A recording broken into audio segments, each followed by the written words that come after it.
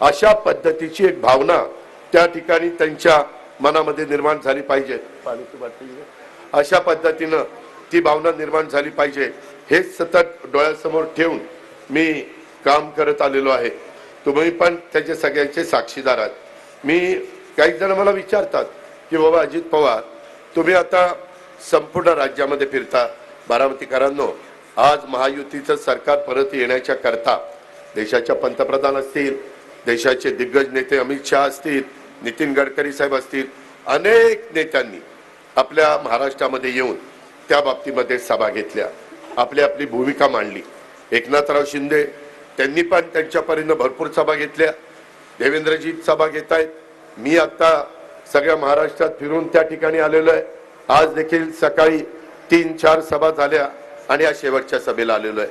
शेवटी आपली जबाबदारी आहे। आता फक्त बारामतीकरांनो माझ्यावर एकट्या बारामतीची जबाबदारी नाही, माझ्यावर एका पक्षाची जबाबदारी आहे, माझ्यावर ह्या सरकारमध्ये एक युतीमधला घटक या नात्याने महायुतीच्या माझ्या सर्व सहकाऱ्यांची उमेदवाराची जबाबदारी आहे।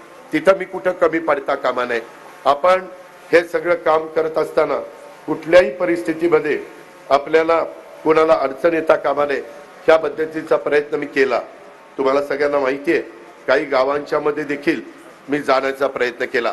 मी थोडंसं काही राजवर्धन शिंदे आणि बाकीच्या सहकाऱ्यांना म्हणलं की आपण धावता दौरा करू, परंतु साधारण प्रत्येक गावामध्ये जाऊन उमेदवार आपल्या गावाला भेट देऊन गेला, एक अशा प्रकारे माझ्या मनाला समाधान आणि मतदारांना तिथं भेटलो। सकाळी 7ला जायचो तरी आया बहिणी मोठ्या संख्येने असायच्या, माझे तरुण असायचे, माझे वडीलधारी असायचे, ते त्यांचे काही गोष्टी सांगायच्या, मी माझ्या बाबतीमध्ये त्यांना बोलायचो आणि ह्या प्रकारे 2 दिवस दिवाळीचे मला वाटतं लक्ष्मीपूजन आणि भाऊबीज सकाळी 7 ते रात्री 10 पर्यंत दोन्ही वेळेला मला वाटतं 50 गावं मी कव्हर केली। आपली गावं आहेत 117 आणि त्याच्यामध्ये आपण फॉर्म भरताना एक मोठी रॅली आपल्या बारामती शहरातनं काढली, त्याच्यातनं बारामती शहराशी संपर्क साधण्याचा प्रयत्न केला, त्याच्यातून कंदेरीला मारुती रायाला प्रचाराचा नारळ फोडून तिथेही आपली भूमिका ही उद्याची काय राहणार आहे ते सांगितलं। मी जनसन्मान यात्रेच्या निमित्तानं संपूर्ण महाराष्ट्रामध्ये 2-3 महिने फिरतोय।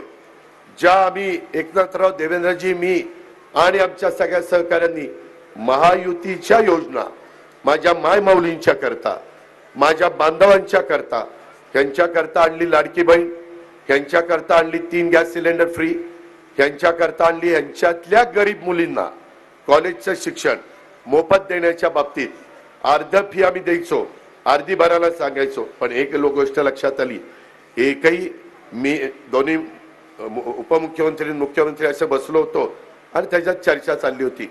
मुख्यमंत्र्यांनी आम्हाला सांगितलं, मला फार वाईट वाटलं। म्हणलं काय झालं सीएम साहेब? ते म्हणले की एक जोडपं मला भेटायला आलं होतं वर्षावर आणि त्यांनी सांगितलं मुख्यमंत्री महोदय तुम्ही गरिबाच्या मुलीला कॉलेजचं शिक्षण घेण्याच्या करता अर्धी फी देता, परंतु आम्ही दोघं नवरा बायको आमच्याकडे राहिलेली पण अर्धी फी द्यायची आमची ऐपत नाही।